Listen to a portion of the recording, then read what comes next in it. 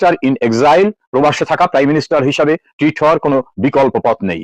দ্বিতীয়ত, বাংলাদেশের দ্বাদশ জাতীয় সংসদ নির্বাচন হয়েছিল, সংসদের মেয়াদ 5 বছর। এই সংসদ কি কারণে বাতিল হতে পারে বা সংসদের মেয়াদ শেষ হতে পারে তা বাংলাদেশের সর্বোচ্চ আইন যেটা সংবিধানে লেখা আছে সেখানে স্পষ্টভাবে বলা আছে, সংসদের মেয়াদ যদি শেষ হয় তাহলে ওই সংসদের অবসান হবে।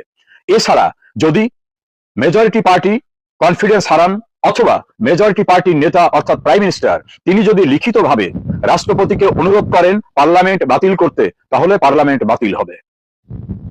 প্রধানমন্ত্রী শেখ হাসিনা পার্লামেন্ট বাতিল করতে লিখিতভাবে রাষ্ট্রপতিকে বলেননি। পার্লামেন্টের মেয়াদ পূর্ণ হয়নি, তাহলে পার্লামেন্ট যে বাতিল করা হলো এই বাতিলটা আইনসঙ্গত হয়নি, সংবিধান সম্মত হয়নি।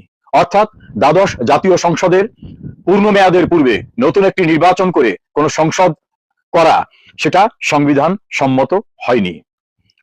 এর চেয়ে ইম্পর্ট্যান্ট বিষয়টা, শেখ হাসিনার অনুপস্থিতিতে ডক্টর মোহাম্মদ ইউনূসের নেতৃত্বে যে একটি অন্তর্বর্তীকালীন সরকার নামক ব্যবস্থা কাজ করেছে তার ভিত্তি কি?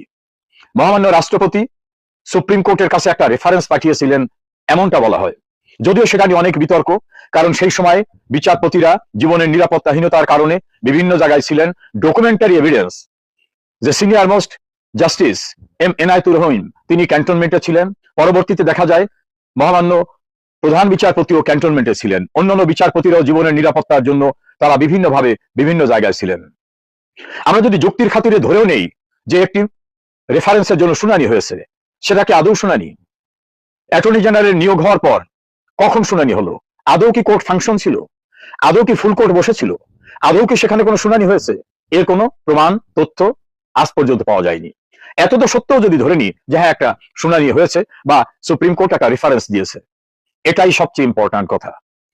সুপ্রিম কোর্টের কথিত সেই রেফারেন্সে প্রথমেই উল্লেখ করা হয়েছে বাংলাদেশের সংবিধানে তত্ত্বাবধায়ক সরকার ব্যবস্থা নাই। অর্থাৎ সুপ্রিম কোর্ট মাথায় রেখেছে কনস্টিটিউশনে এরকম কোনো প্রভিশন নেই। কনক্লুশন এসে বলছে অন্তর্বর্তীকালীন ব্যবস্থা হিসাবে রাষ্ট্রপতি প্রধান উপদেষ্টা অন্যান্য উপদেষ্টা নিয়োগ দিতে পারেন জরুরি নির্বাহী কাজ পরিচালনার জন্য।